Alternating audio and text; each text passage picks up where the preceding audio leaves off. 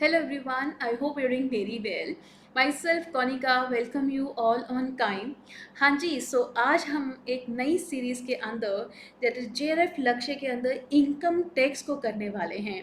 As you know very well कि इस series के अंदर हम इम्पॉर्टेंट टॉपिक्स को ही डिस्कस करेंगे।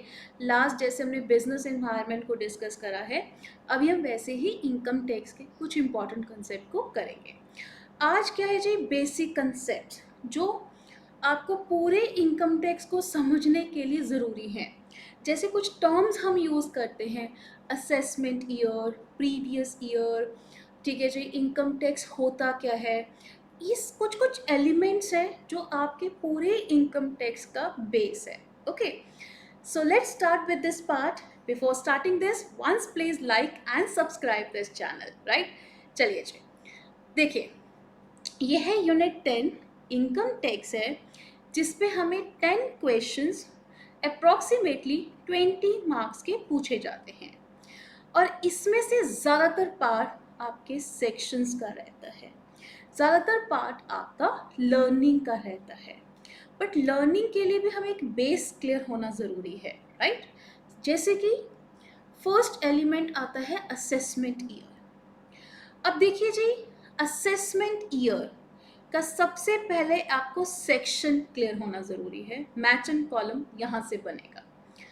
असेसमेंट ईयर होता है 12 मंथ्स का, जो मोस्टली हम 1 अप्रैल टू 31 मार्च लेके चलते हैं, ठीक है जी। लाइक जिस ईयर आप टैक्स पे करेंगे, ठीक है जी, income of the previous year is taxed in this year. अभी जो मेरा ये ईयर है, जैसे मैं बोलूँ जी, अभी हमारा असेसमेंट ईयर 25-26 है कि 1 अप्रैल 25 से लेके, जिसमें मैं पिछले ईयर की इनकम के ऊपर इस ईयर टैक्स पे करूँगी, ठीक है जी। क्लियर होगी बच्चे बात? Well and good. Second part, second आता है जी प्रीवियस ईयर, सेक्शन 3, ठीक है। प्रीवियस ईयर का सिंपल मतलब जिस ईयर मैंने इनकम अर्न करी। अब सिंपल एग्जांपल, अभी एक ईयर होता है हमारा 24-25, एक हम लिखते हैं 25-26। ये ईयर मेरा असेसमेंट ईयर है, जिस साल मैं पिछले साल की जो इनकम अर्न करी है उसके ऊपर टैक्स पे करूँगी। सो ये कौन सा ईयर बन गया मेरे लिए आज? प्रीवियस ईयर बन गया है। ओके, सो जो भी आपका असेसमेंट ईयर से पहले का ईयर होगा, यू कैन सी वे वर्ष जिसके आय अर्जित होती है, यानी असेसमेंट ईयर से 1 वर्ष पूरा वित्तीय वर्ष जिस साल आपने इनकम कमाई है। ओके, ये भी 1 अप्रैल टू 31 मार्च ही माना जाता है। हाँ, अब कुछ नए बिजनेस हैं, ठीक है जी, वो शुरू हुए हैं। अब पहले begin with from setup date and ends on 31 March, तो सब्सिक्वेंट उनके वो ईयर्स बनते जाते हैं, ठीक है। ये बेसिक चीज़ है कि जब नए पहला पीवाई की स्थापना तिथि से अगले 31 मार्च तक बाद में वो पीवाई की वित्त के अनुसार करते रहेंगे।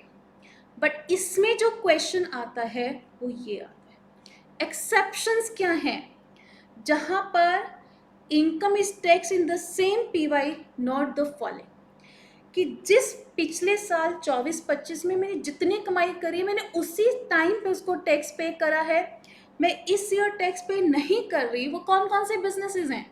जैसे अगर आप नॉन रेजिडेंट शिपिंग बिजनेस है, अगर उन्होंने 24-25 में इसमें इनकम करी अर्न करी है तो उन्होंने उसी साल टैक्स पे करा है। जो पर्सन इंडिया छोड़ के जा रहा है वो इस 25-26 की वेट नहीं करेगा, तभी पे कर देगा। शॉर्ट ड्यूरेशन बॉडीज होगी, transfer of the property to avoid tax, discontinued हो गया बिजनेस, ठीक है जी।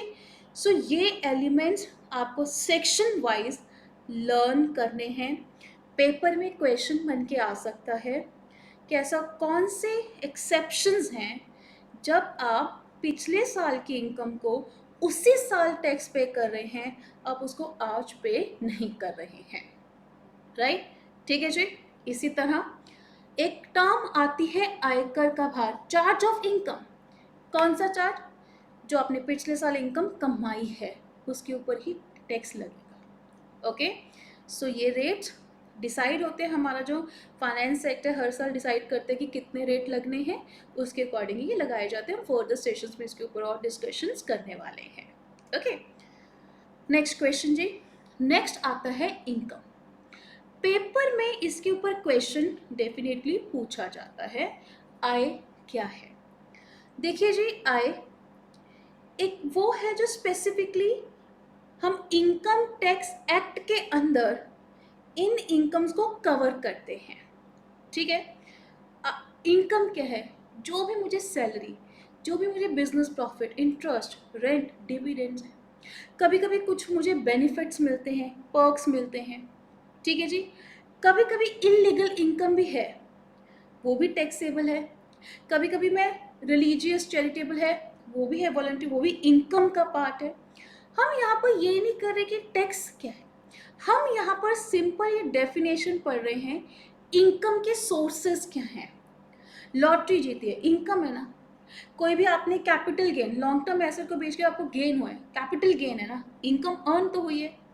सो क्या एनी अमाउंट, वो कहते हैं कि जिस अधिनियम के अन्य धाराओं के अंतर्गत आय माना जाता है। सो ये चीज़ आपने याद रखनी है कि हम यहाँ ये नहीं कह रहे मैम इसके ऊपर तो टैक्स नहीं लगता, हम यहाँ टैक्स की बात नहीं कर रहे, हम सिर्फ यहाँ पढ़ रहे कि इनकम होती क्या है, किस काइंड ऑफ में आपको मिलती है, जिसको हम इनकम के अंदर काउंट करेंगे। वो बात की बात है कि किस इनकम के ऊपर टैक्स लगना है, किसको नहीं लगना, वो बात की बात है। राइट, सो ये टर्म्स आपके लिए ज़रूरी है। इसी तरह पेपर में इसके ऊपर क्वेश्चंस पूछे जाते हैं कि पर्सन की डेफिनेशन क्या है जी। अब मैं बोलूँगी जी मैंने टैक्स पे करना है, आई एम इंडिविजुअल। HUF भी टैक्स पे करती हैं, वो भी एक पर्सन है, कंपनी है, फर्म है, कोई भी AOP है, कोई भी लोकल अथॉरिटी, कोई भी आर्टिफिशियल जुडिशियल पर्सन है। ये 7 एलिमेंट्स हैं, काउंट कर लीजिए, 1 2 3 4 5 6 7। 7 के 7 एलिमेंट आपके टिप्स पे हों। पेपर में क्वेश्चन आता है कि इनमें से कौन सा पर्सन की डेफिनेशन में नहीं आता, या कौन सा पर्सन की डेफिनेशन में आता है। ये रहा क्वेश्चन जी आपके लिए। ओके, सो ये है कि इन सभी के ऊपर टैक्स लगता है। अब इनको अलग अलग बोलोगे, हम इनकम टैक्स एक्ट कहते हैं जिसको एक ही बोल दो, पर्सन। ओके, अब असेसी। असेसी कौन है? जो लायबल है टू पे द टैक्स। ओके, मैंने जो इनकम अर्न करी मैं ही उसके ऊपर टैक्स पे करूंगी, तो मैं एक असेसी हूँ। मैं कौन सी असेसी हूँ? मैं एक सामान्य असेसी हूँ, नॉर्मल असेसी हूँ। ठीक है जी। एक होता है डीम्ड असेसी। डीम्ड असेसी का मतलब क्या है? जैसे बच्चा छोटा है, ठीक है जी, अर्निंग उसकी हो रही है, बट जब उसके पेरेंट्स पे करते हैं, कभी कभी क्या चीज़ होती है, मैंने आपको कभी कहते हैं प्रॉपर्टी उसको गिफ्ट कर दी है, गिफ्ट प्रॉपर्टी उनके पास है, इनकम उनको आ रही है, पर टैक्स मैं पे कर रही हूँ, तो डीम्ड असेसी मैं मानी जाऊंगी। ओके, एक होता है असेसी इन डिफॉल्ट, जिसने टैक्स की गाइड फुलफिल ही नहीं करा, जो टैक्स पे ही नहीं कर पाया, उसको हम असेसी इन डिफॉल्ट बोलते हैं। पर्सन, इनमें से कोई भी ऐसा पर्सन है जो टैक्स पे करने के लायबल है, उसको असेसी। वो किस तरह का असेसी, वो डिपेंड करता है। राइट, ठीक है जी। इसी तरह ग्रॉस टोटल इनकम GTI, इसके लिए 5 हेड्स होते हैं, जिनसे हमारी 5 अकॉर्डिंग टू इनकम टैक्स, जैसे आपको salary, house property income, other sources, इन सभी के इनकम को मिला के हमारी ग्रॉस टोटल इनकम बनती है। ठीक है जी, क्लियर होगी बच्चे बात? ये था बेसिक चीज़। अब आपको आगे के इनकम टैक्स टर्म्स अच्छे से समझ में आएंगी, और पेपर में इसी बेसिक के ऊपर भी क्वेश्चंस पूछे जाते हैं। If you preparing for the assistant professor जी, उस पर भी ये क्वेश्चन आपसे पूछा जाता है। ओके, इम्पॉर्टेंट सेक्शंस हैं जैसे assessee, assessment year, income, person, total, previous, charge, ये है। हम धीरे धीरे करके इनकी डिटेल वर्जन्स भी करने वाले हैं, बट ये मैंने आपको एक ओवरऑल क्रक्स दे दिया है जो आपने लर्न करना है, इसका मैच एंड कॉलम भी आपका बन सकता है, राइट। अब देखिए क्वेश्चन कैसे बन के आएगा। Which section of the income tax act define assessee, assessee के लिए कौन सा सेक्शन डिफाइन करता है। अब बताओ, अभी अभी हमने पढ़ा था, ये देखिए असेसी के लिए सेक्शन 2 सबसेक्शन 7 पढ़ा है ना, जिसके बेस पे हम कह सकते हैं जी हमारा करेक्ट आंसर क्या आएगा जी, बी ऑप्शन आएगा। समझ में आ गई टर्म, ओके। अब ये है आपका होमवर्क क्वेश्चन, इसका आंसर आपको मुझे कहाँ पर करना है, कमेंट बॉक्स पे। और if you want the PDF of this session, तो इसका पीडीएफ आपको मिल जाएगा इस टेलीग्राम ग्रुप के अंदर। सो नेक्स्ट सेशन आएगा जी किसके ऊपर, रेजिडेंशियल स्टेटस के ऊपर हम डिस्कशन करेंगे, ठीक है जी। वो भी हम बिल्कुल क्रक्स में, इंडिविजुअल के लिए, कंपनीज के लिए, एचयूएफ के लिए, तो क्रक्स में हम उसको डिस्कस करेंगे सो दैट आपको इजी से वो चीज़ें समझ में आ जाए। ओके गाइज, सो ये था जी हमारा आज का session. I hope you like this session and please subscribe and अपने फ्रेंड्स के साथ शेयर ज़रूर करें। हम हर चीज़ इम्पॉर्टेंट पर विद क्रक्स के साथ कर रहे हैं।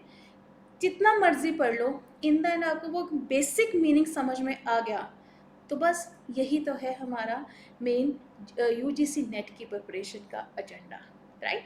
So all the very best guys, thank you.